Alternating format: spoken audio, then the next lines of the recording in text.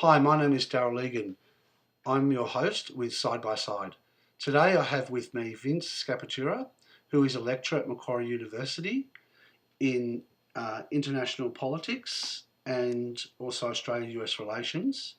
G'day Vince, how are you going? I'm very well, thanks, Daryl. I'm glad to be with you. Thank you very much.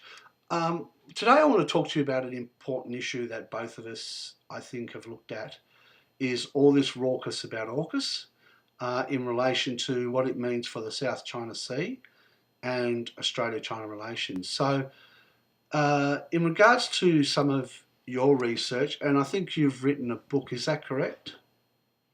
Yeah, I wrote a book that was published a couple of years ago titled The US Lobby and Australian Defence Policy.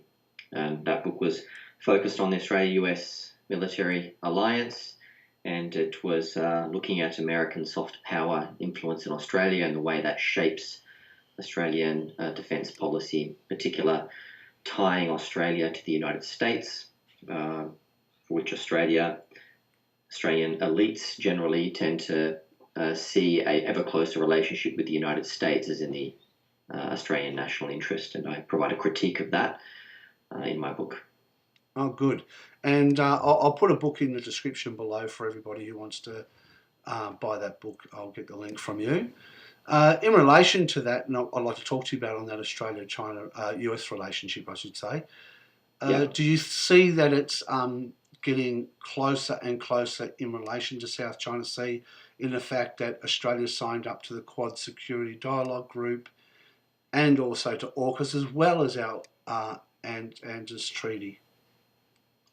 Yeah, I think there's no doubt that the Australia-United States relationship has seen a increase in intensity in all of its aspects, military, intelligence, even economic, but particularly the first two. Over the last couple of decades, particularly since the onset of the global war on terror, which is now winding down after 20 years, one win, you could argue, from Australian perspective, Australia elite perspective, is a close from Australia's participation on the global war on terror was an increasing ties between both countries at the military, intelligence, diplomatic, and economic levels. There's been a rapid transformation, you could call it, of US intelligence facilities in Australia, key intelligence facilities, Pine Gap in particular, so Northwest Cape, which are really the core or heart of the strategic essence of Australia's alliance with the United States. The ANZUS Treaty, as you mentioned, celebrating its 70th anniversary this year. It's important in a symbolic sense, but it's not really the heart or core of the alliance. The core of the alliance is those intelligence relationships, the military relationships, the increasing integration between Australian defence forces and defence forces of the United States, and that has proceeded quite at a pace rapidly in the last 20 years over the global war on terror. And I think this latest announcement, the AUKUS, so-called AUKUS Pact or agreement between Australia, UK, and the United States, is really cementing a trajectory that the US and Australia have been on for quite some time, which is an ever closer relationship and kind of shared strategic objectives and a regional vision for an order in which the United States maintains its dominance and prevents China from attempting to push back against US military dominance in the region. Yeah, and in regards to that, if we go back to the Quadrilateral Security Dialogue Group, which was, I think, signed under John Howard and Dick Cheney, and the then Indian Prime Minister, and I think Shinzo Abe, that quad group also had a little bit of a pivot to Asia in regards to concerns about China, the rise of China, because China is rising as an economic power in the world and looking for more influence. I don't know if we'd say interference, but more influence. So in relation to the Security Quad, AUKUS, now with that sort of pivot to Asia for the US. How is all of that looking in regards to the South China Sea issue? From my research, I think China did look out for joint ventures with Vietnam and the Philippines on that. That's only from my research. You could probably tell me a bit more if that's the case. And yeah, so what does that all mean in regards to AUKUS in the future in relation to the South China Sea? Yeah, so the way that this AUKUS relationship has been framed is in terms of a pushback against increasing Chinese militarization of the South China Sea, increasing political and economic interference by China in Australia, but also regionally, and this increasing closeness between Australia and the United States, including through the Quad, but also through AUKUS and the US-Australia alliance more generally, is framed as a response to Chinese aggression and assertiveness.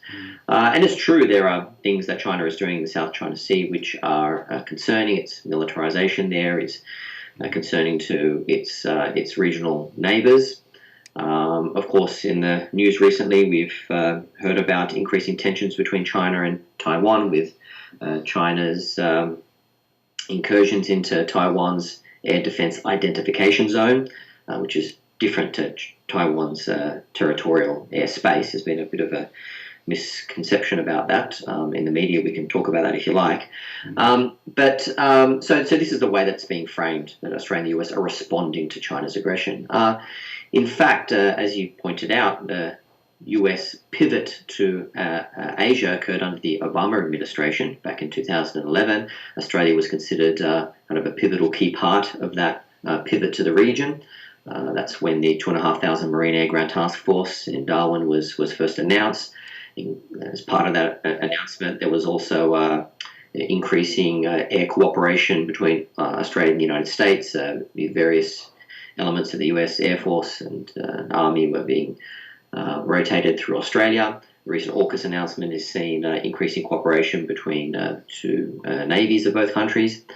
Generally, there's been an increase in, and of course, the US has had, hundreds of military bases existing in the region for decades. It conducts very provocative intelligence, surveillance, reconnaissance missions all along China's coast and near waters.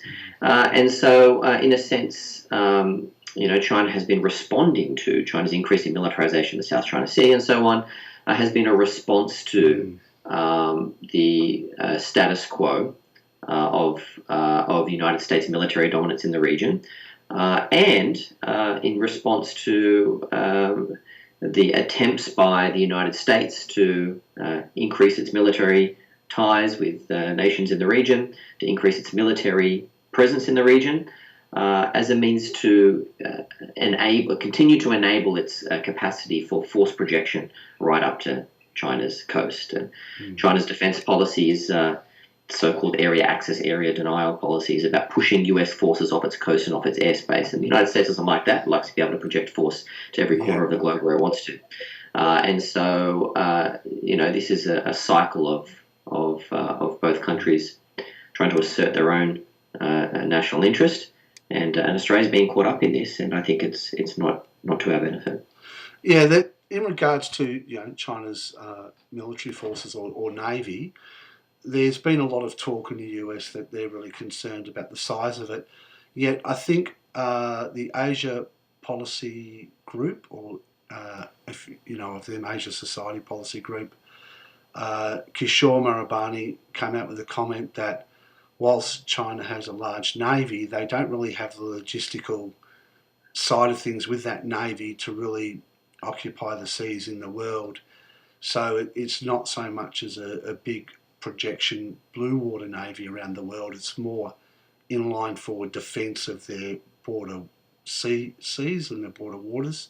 Would you say that's a true statement? Yeah, I think there's been lots of exaggeration about China's military and even its economic might.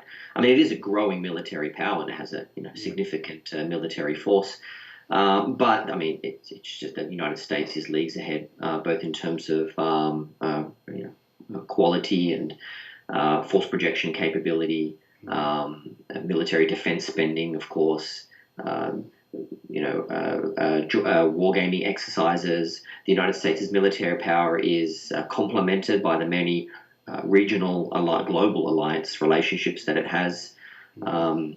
And so, as I mentioned, the threat that the military threat that China poses to the United States is the threat of pushing the United States' force projection capabilities back off China's coast and China's air and maritime approaches.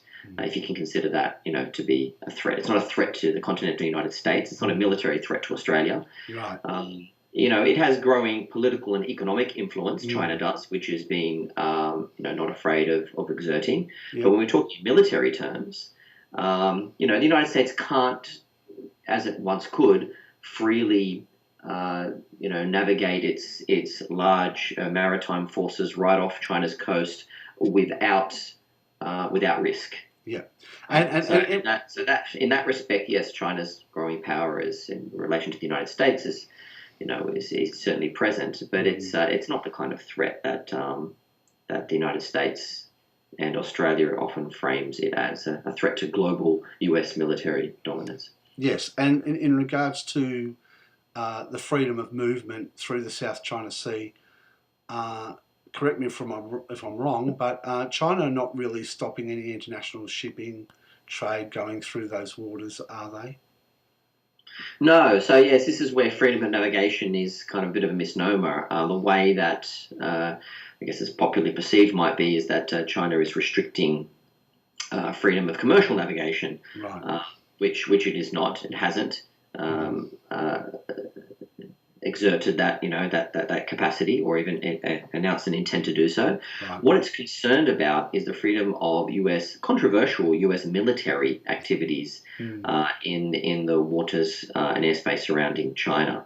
So there are kind of vague and somewhat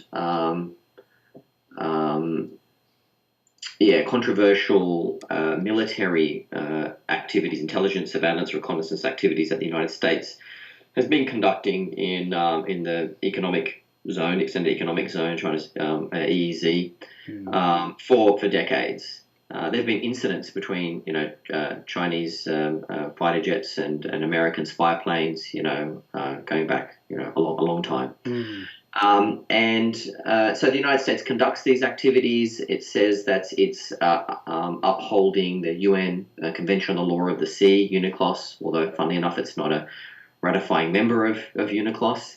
It's attempting to uphold a piece of international law which it is not itself a member, but it's saying it's acting in alignment with that law. But in fact, the activities that it's undertaken are controversial. It's not clear whether they're in line with international law, particularly the kinds of provocative, intrusive intelligence activities that the United States undertakes, Right. is alleged to have undertaken, tickling China's radars and waiting for a response. And China sees this as kind of preparing the battlefield in preparation for war, which would be a violation of the UN Charter. I mean, I'm not an international legal expert, Right. but what you can say for sure is that the United States would not tolerate the same kinds of activities in its air and maritime approaches.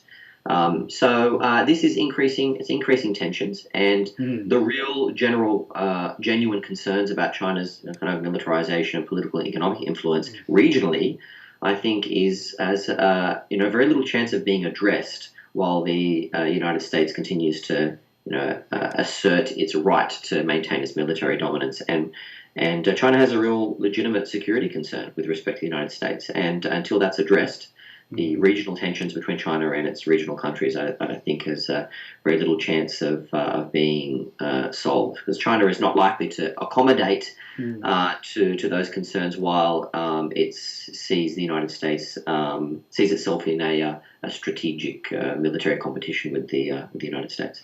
Yes, and also on that, when Scott Morrison made this decision about AUKUS and the nuclear submarine deal, it seemed to have created a bit of a kerfuffle with New Zealand, who won't accept Australian nuclear submarines in their waters, as Jacinda Ardern said. Also, the New Zealand Foreign Minister as Nanaia Mahuta, has stated that she's got concerns about Five Eyes sort of being around too much, being assertive or too assertive in the South China Sea issue, let alone that New Zealand aren't signed up to AUKUS nor the Quadrilateral Security Dialogue Group. Do you think that was an error of Scott Morrison not to have conversations more with New Zealand prior to making his decisions? Yeah, so not just regional countries, but the French too, of course, were really peeved off that Australia ended a deal to acquire conventional submarines from France, and only alerted them, after the fact that they had done that.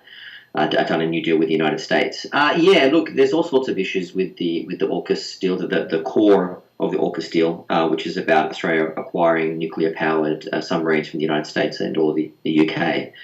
There are nuclear proliferation concerns about this deal. I know that that Scott Morrison has pledged that these will not be nuclear armed. But the reality is these nuclear submarines will be carrying bomb-grade, highly enriched uranium. And it will be the first time, if and when the submarines arrive, which might not be for a couple of decades still, that it'll be the first time that we have a non-nuclear weapons state operating nuclear-powered submarines. Technically, it might not be in violation of the Non-Proliferation Treaty because there is a loophole there. That allows non-nuclear weapons states to have nuclear powered submarines, but it is controversial. That at least undermines the spirit of the Non-Proliferation Treaty, I would argue. But yes, in the region we've got Indonesia, Malaysia, even Singapore, and New Zealand all expressing concern about the deal. Indonesia in particular said they're worried about it fueling an arms race. South Korea and Japan, they kind of were upset about it, but for different reasons. The reason they were upset was because, if the US is going to give this sensitive technology to the Australians, why can't we have it too? All right. South Korea's been on the record for wanting to pursue a nuclear-powered submarine capability for quite some time. The United States has refused to transfer its very sensitive technology to South Koreans. And so I think they're annoyed, but for kind of different reasons.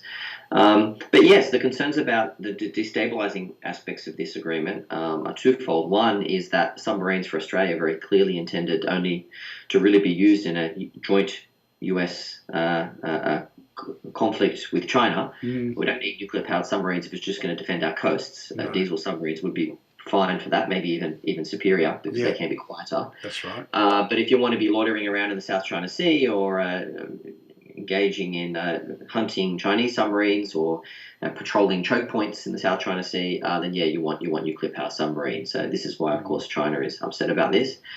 But the other aspect is, as I mentioned, the other countries, South Korea, Japan, will be arguing, and even more globally. Well, if Australia can use this loophole, the Non-Proliferation Treaty, and acquire bomb-grade uranium for nuclear-powered submarines, why can't we as well? And I think that has dangerous implications for the region and for those of us who are interested in supporting the non-proliferation kind of legal infrastructure. There is a RAND Corporation's document that's in regards to war with China that actually makes mention, and I can send you that link to that, of the use of, rather than it being a nuclear war with China, if it's to happen, it'll be more around the use of submarines, satellites, and other mechanisms in having a conflict with China. And they even put a time window in there as saying the time to have that conflict with China, which is a bit scary, is between 2015, I think, and 2025. So you have to correct me if I'm wrong, but there seems to be a lot of impetus in that document on that. But yeah, it's not just Iran. I mean, there's been a whole series of national security think tanks in the United States. Center for Strategic and Budgetary Assessments is one prominent one, released a report, this is 7 or 8 years ago now, urging Australia to acquire nuclear-powered submarines. Not just that, but to undertake upgrades to air bases in the north to allow for US strategic bombers to extend runways so that the US strategic bombers could use them as a force projection kind of platform, increasing fuel storage and weapon storage for all of these things have come to pass, right? The kind of the wildest dreams of the hawkish national security establishment in the United States have really come to pass with respect to Australian integration into US warfighting plans with respect to China. And the nuclear submarines was the last part of that picture, really. As I kind of started off saying, over the last 20 years, particularly the last 10 years since the pivot to Asia, Australia has increasingly integrated its warfighting strategy with that of the United States, and you can see that in terms of the weapons platforms that we're acquiring. You can see it in terms of the joint military exercises that Australia is undertaking with the United States. Talisman Sabre, for example, which just concluded in August this year, was noteworthy because of the operational concepts that the United States and Australia are training in, which are very clearly geared towards attempting to undermine China's area access, area denial capabilities. I think there's a whole picture that is emerging, which is concerning, because it means that Australia is any future leader who faces an international crisis between China and the United States is going to find it very difficult to say no to a US request to join in that conflict, and it would be devastating for Australia, for the region, and has the potential to go nuclear, which would be potentially terminal for human civilization, given the ramifications. Well, that just seems like the US are trying to lock Australia to the hip against China from what you're saying, and how much of the peer economic competitor issue plays into US's pivot against China? Does that play a lot into this, more than anything else as well? Yeah, it's a good question. So there are two major elements to US-China kind of great power competition. Part of it is the military strategic aspect, but the other part is economic. China is challenging areas of the international economy, which the United States has typically dominated, the high tech sectors, most valuable, profitable high tech sectors. And the United States has made it very clear that it was trying to undermine China's industrial policy. Which, funnily enough, if you go back in US history, even Australian history, it's the same kind of industrial policies that we implemented when we were undertaking our own industrialization development stage. State support for strategic sectors, subsidies, technology, innovation, transfer. These are all the gripes that the United States is arguing it has with respect to China. It's, I think, arguing that it's engaging in an unfair playing field and so on. But really, China is concerned about its own economic development. There's a lot to criticize China on in terms of political and civil rights, but in terms of economic rights, it's just another aspect of the United Nations Declaration of Human Rights, which doesn't often get spoken about or much focus in the West. But economic rights are important too, and there's a lot that China's done for its populace in terms of growing economy. That's not to neglect the serious political and civil rights that are a concern with respect to China domestically. But the fact that the United States is attempting to undermine China's growth strategy very clearly and explicitly attempting to undermine China's growth strategy, I think that's very concerning, and it means that there's no way China is going to back down to accommodate concerns about its militarization in the region if it believes that the United States is attempting to undermine its economic growth. And Australia has participated in that. You can see that with the decision with respect to Huawei and so forth. Where Australia not only banned Huawei from investing in Australia completely and totally, but also took a lead role internationally in trying to convince other countries not to allow Huawei to invest there as well. And China was very much upset about that. So there is this geo-economic competition going on between the United States and China, and that's certainly I mean, the US military and economic objectives really, they go hand in hand. Yeah, the US has really for a long time have had a near economic hegemony in the world anyway, and they've controlled a lot of the world's economy, and now we're facing two economic competitors coming together or not coming together, sort of clashing with each other, and how that plays out, whether they can cooperate as two economic powers growing in the world is yet to be seen, or is it zero-sum politics of one has got to lose? And Well, I think that's what if that's the case. If it deteriorates into that situation, or continues to deteriorate along that situation, that is a serious national security concern for Australia. It should be that should be the priority for Australian defence policy, to prevent not only a hot war between the US and China, but even a cold war. Yeah. Because cold war between the US and China, even if it weren't to deteriorate into a hot war, would mean the failure to adequately address global security issues like climate change. Yes. It would risk dividing the world into different camps. And what we need right now, more than anything else, is cooperation between the largest two economic powers, because the global threats of inequality, of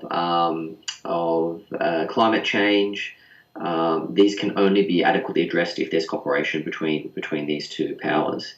According to United Nations Intergovernmental Panel on Climate Change, we've got about a decade to do something on the issue. We don't have time to waste. We can't have the world descend into a cold war between the US and China.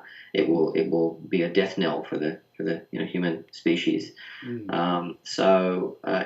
would think that this would be a priority in Australia's defence policy, yes, and foreign policy. But instead, we're contributing to tensions and increasing the likelihood that the US and China will be locked into this economic and strategic competition for decades to come. And even if it doesn't descend into a hot war, it's incredibly dangerous and undermines Australia's interest, in my opinion.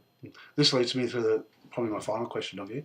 Do you see other mechanisms that can be used to settle the South China Sea dispute through ASEAN and through other mechanisms? And I mentioned before, China were looking to sign up a deal with the Philippines, which they're looking to ratify, and they were seeking Vietnam to sign up a deal, which from my research, and I can send you that information, would it be a better place for ASEAN and other mechanisms used to encourage, joint ventures, so we take out that concern about primacy in the South China Sea from China, and other mechanisms used to fix this fix this problem that could lead to a war?